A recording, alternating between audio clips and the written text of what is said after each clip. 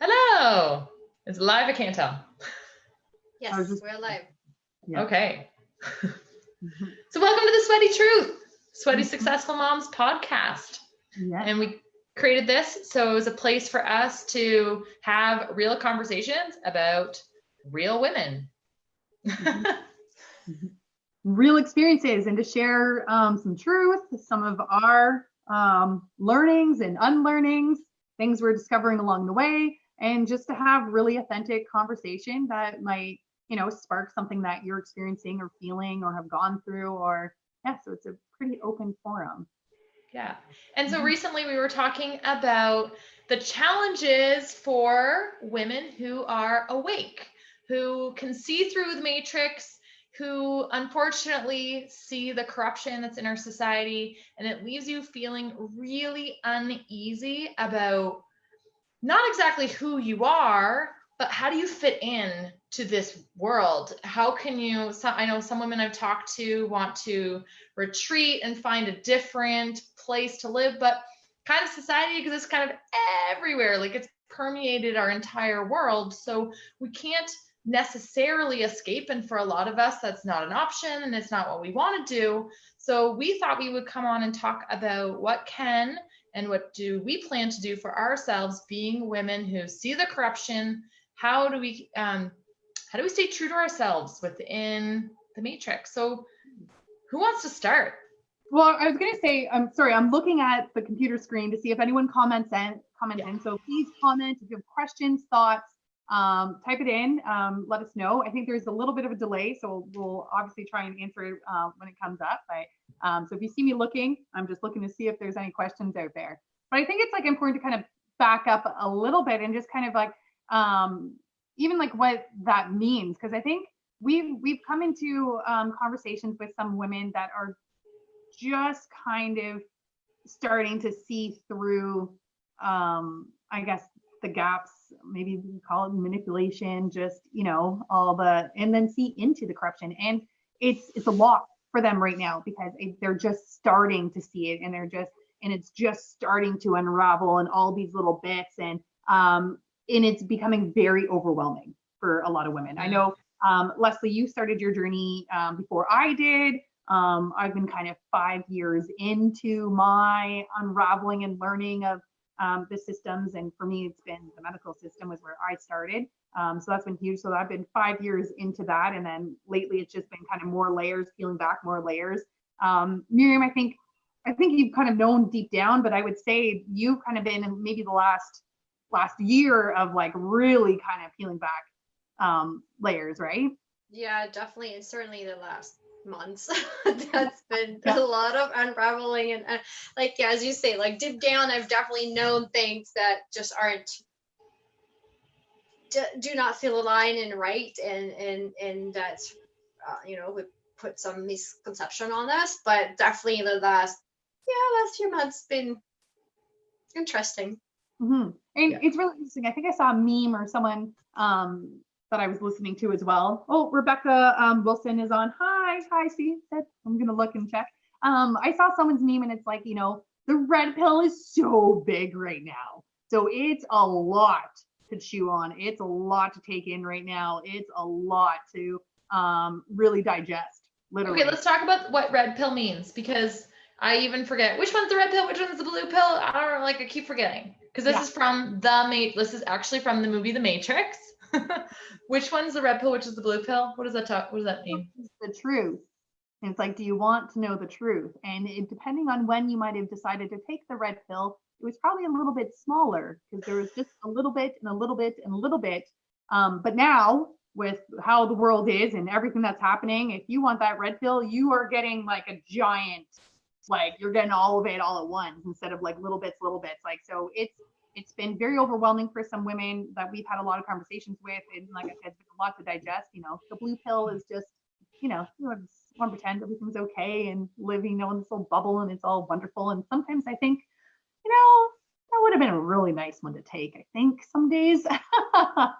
But your soul would never be satisfied with that. And I think like, that's why there's so many women that if you're not sure what we're talking about, if you're not sure what the truth is and what the corruption is, you're probably on the blue pill. Blue pill, I see I get them confused every time. You're probably on the blue pill. But if you're on the blue pill, this is what your life probably, there's points of your life where you feel like there's more to life, but you can't put your finger on it. You feel like things could run differently. It could be better, but you can't put your finger on it. You'll often use the word like they should do something about it. You, again, can't put your finger on what does they even mean. So that you're probably taking, again, what pill color? The Blue. The blue pill. Okay. But when you start to ask yourself those questions, like when you have that feeling, you can slowly uncover what the truth is. It may or may not be overwhelming, but one truth that I have found is that the world is really, really, really corrupt. However, there are very few corrupt groups, and there's a lot of loving people. But those corrupt groups have so much power, so we feel like we can't do anything, but there's way more loving humans on this planet than these few corrupt groups. Yes, absolutely.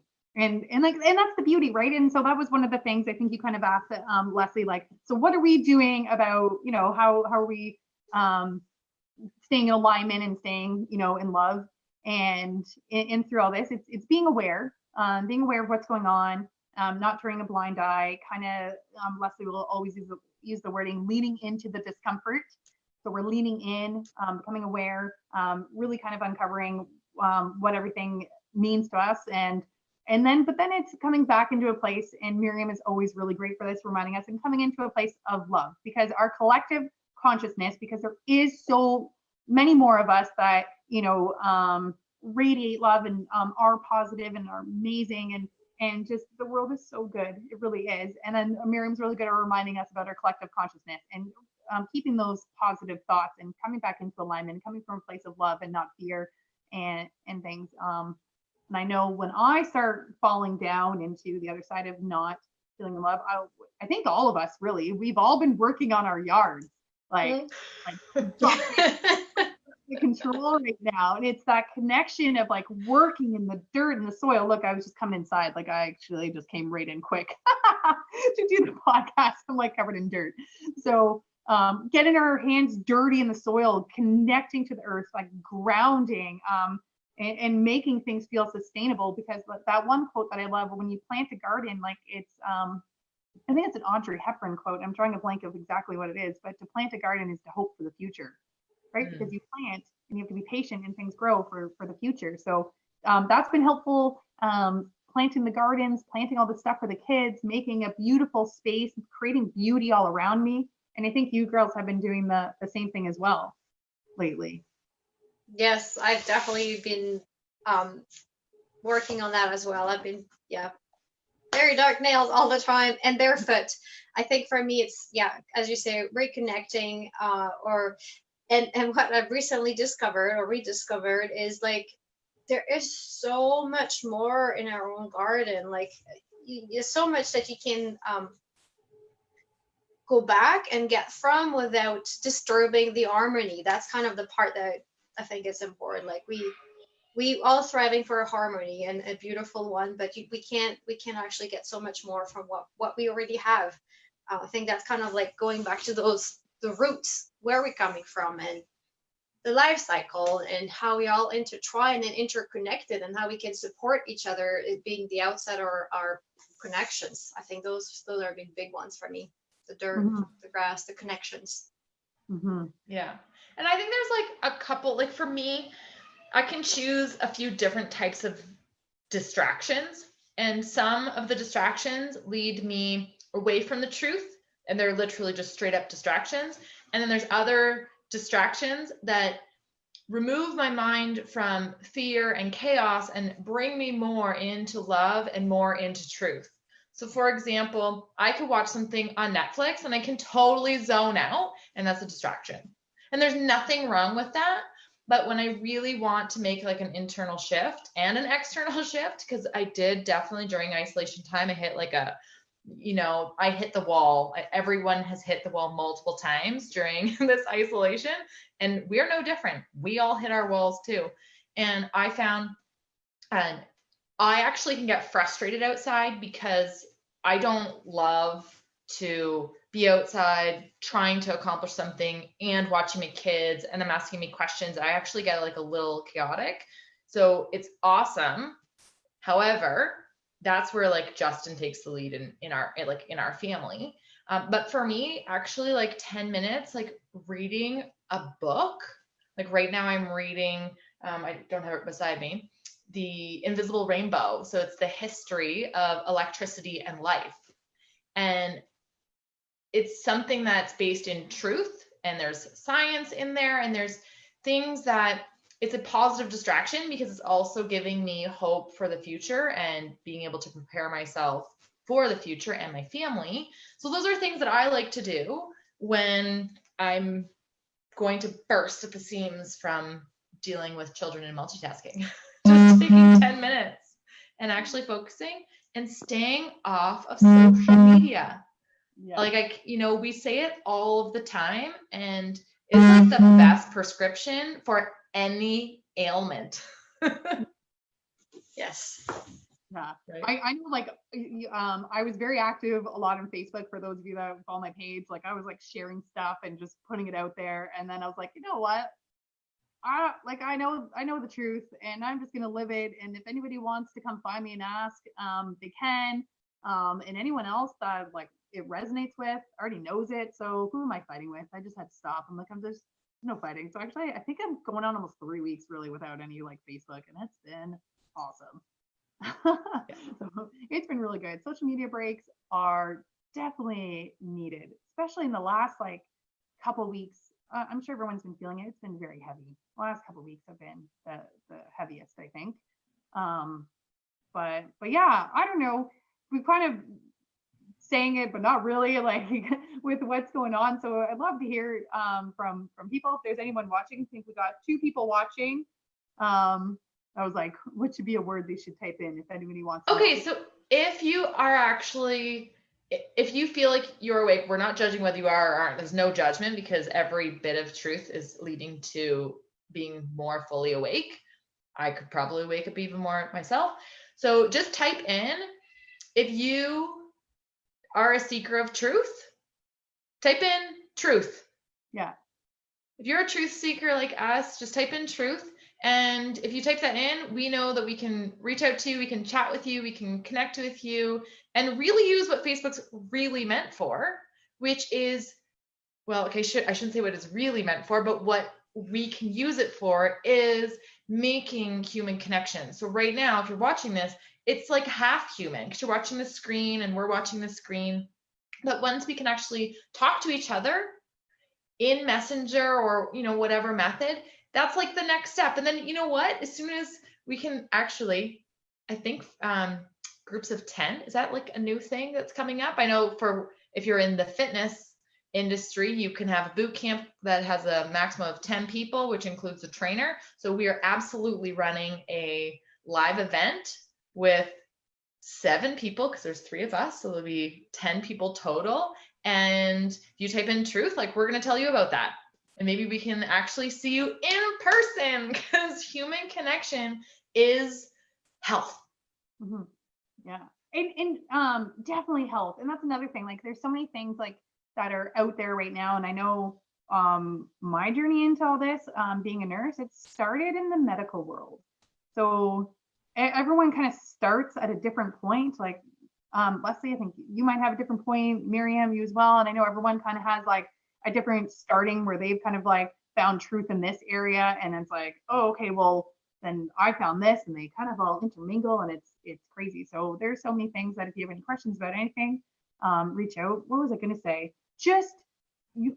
It can be overwhelming. It can just make sense to you, but maybe you just might need an actual hug and just to know that it's okay and you're supported and it will be okay. And there's solutions and there's things that we can do as a collective, as individuals. And we're definitely here to help and support you through all the chaotic roller coasters of emotions. Like this is one intense. Like what's the biggest one at Canada's Wonderland now? Is like times there's like way more loops added on. There's spirals happening. There's dips. There's this roller coaster's out of control. So Yeah. I want to help you get on a little bit smoother track. That's for sure. Yeah. And at the same time, I think like part of the method to get on the smoother track is accepting that like our souls have come to this earth to experience the roller coaster. Like it is Canada's Wonderland. Like it can be fun. It doesn't have to be all based around fear and manipulations. Like when you can see through it and you can navigate around it, it is like a fun roller coaster. Yeah. Yeah. Sometimes you're like, are you sure? I don't think the seatbelt's really going to hold me. We're going upside down. I'm not okay with this right now. And then you're like, oh, okay. Like I made it through. And like usually once you're past that fear-based experience within your own physiology, that's always when you look back and you go, oh, this happened for this reason that led to this, that led to this. And now that's why I am who I am. Yeah. And it's an awesome, it's a cool thing, but we don't, when you're in it, doesn't necessarily feel that way. So sometimes even talking to someone else, like chatting with us, like we're here for you, you can see through the fog to see where your points are and why are you where you are right now. And then we can help you uncover like, what are your next steps so that you can live your unique life, because your life's different than mine and Miriam's and Kristen's. So I was trying to think of like a good research topic, because we always try to leave with one topic research. Okay, so I feel like a really soft eye opener. So whether you consider yourself someone awake or whether like I have no idea what you guys are talking about, Seth Godin wrote a book called Linchpin. And it's about has anyone read it? Have either of you read it? No. Okay, comment in if you've read it. If you've read Linchpin, just write Linchpin. Just type in Linchpin.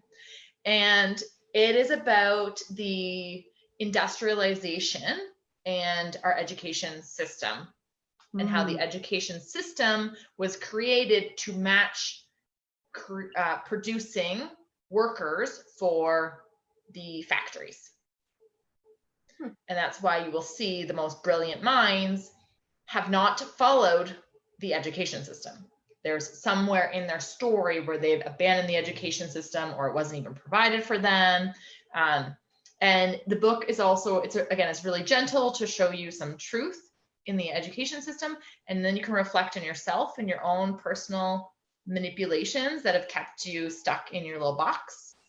And it can allow you to free yourself of some of those mindsets. So I don't think of it as like, it's not a bad thing when you look back and you see maybe what you wish you would have done differently for yourself or for your children. It's actually just a way to say, hey, I can actually change my thinking today to move forward. Right? Even if and when you choose to use the traditional schooling system, it's an amazing eye opener. So yes, there's a quote that I've heard more than once that keep saying, the fact are the fact. You can't change the fact, but you definitely can't change the direction you're taking. So the facts are the facts. There's nothing we can do about it. They're there. And now it's up to us to make the best out of it. So Miriam, that's actually exactly what I've been working on today specifically. I had this exact conversation about the facts are the facts. So it's like, it doesn't matter. I'm trying not to regret my decision. So for example, I bought a dehydrator and I was like, oh my God, I spent too much money on the dehydrator. It has plastic trays. I want the metal trays. Did I get the right one? And I was like, whoa. I do this every time I buy something. And like, the fact is I bought this dehydrator. It doesn't matter.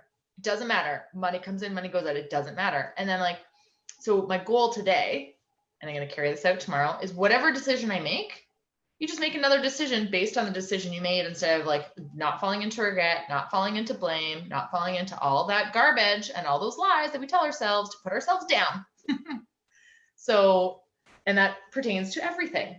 Like if I decided I'm not quitting my job, but if I decided to quit my job, the fact is that I would find another source of income or another job or something else. And I'd have to just navigate that. And then whatever, that could have been a wrong choice. It doesn't matter. There's no right or wrong because you just choose another one. Mm-hmm. You just say yes or no to whatever other opportunities there are. Yeah, absolutely. There's no wrong choice. It leads you to where you need to be going. There's no wrong choice. Yeah. No. So, but I was going to say something and then came and went. Because I got ranty. I got too ranty. No, it's okay. Dehydrated is good. That's one of the things we were talking about, like, what are we doing? So, we've all been kind of experimenting with dehydrating food. We're kind of like, doing a lot of like food prep, learning about ICANN today for the first time. So that's been interesting, kind of just getting back to the roots and how to kind of self-sustain. But there's a lot of topics we could go on. I was like, oh, don't want to get in too many tangents. So I think we started this with the awakening. So just to kind of wrap things up. So if you're kind of, maybe you've been aware the whole time, and nothing's been new to you. Maybe you're kind of like questioning things. Maybe you're just going to question things now because like things don't really make sense. Like the WHO came out recently and said asymptomatic people are not a threat, which I've been saying all along, but there it is, out 3 months now. 3 months now it's out. So asymptomatic people are not a threat. The fatality rate is 0.2%. And the flu is 0.1 to 0.2%. And if you want to throw out another fact, flu zone, which is flu vaccine, fatality rate is 0.5 to 0.6%. So if you're starting to question things, why are we locked down? Why are we told to wear masks?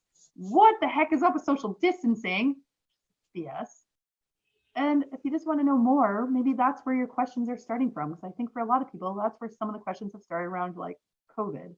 And that'll lead you down into all the other stuff. Thought I'd just throw that out because we've been kind of talking in circles and not really laying anything out there. I thought I'd put down some questions. I think, and at the end of the day, like, well, obviously we are here we can guide you in uncovering more truth, but ultimately, like what we are really here for, and I think what we have really uncovered through our truth seeking is that we can actually support you on this journey, but support who you are. And where you're at. Because it is a shaky time. And so you don't have to feel afraid. You don't have to feel like the world is crashing down, because it's not. No, it's beautiful and exciting. It's really actually exciting because like now we get to actually, like you girls said, like change the direction. Like what do we want our future to be? Like what does it look like? Like we get to decide and create that, and especially for our kids, which is really exciting for us because we are here to grow a community that believes in raising leaders who are wholeheartedly connected to the earth. So what does that look like? What do you get to do? Decisions do you make to do that? And it's just, I don't know, it is a beautiful time. I think it's exciting. So we're here to support you where you're at. We have a couple ways of doing that. Just reach out. We love just chatting and conversations. We are going to be holding a mini retreat. I think a half day, about 4 hours with, it's about embracing you, embracing your inner community, embracing your heart. It's going to be some yoga, some meditation, some alone time, I believe, to, journal, listen to your thoughts, some amazing, beautiful, fresh food, and we'll let you know. So again, type in truth if you want more details about that upcoming workshop. And we definitely still run a couple online programs that are pretty amazing to support you where you're at, where you want to be, and help guide you along the way and where you're at. So we're here for you. Yeah. In several different ways. Keep searching for the truth. Be steady, be successful, redefine success to you, whatever's important to you. And take care of you. Embrace you. Embrace you. Yes. All right. Have a great day, everyone. Thanks for joining in. Bye. Bye, everyone.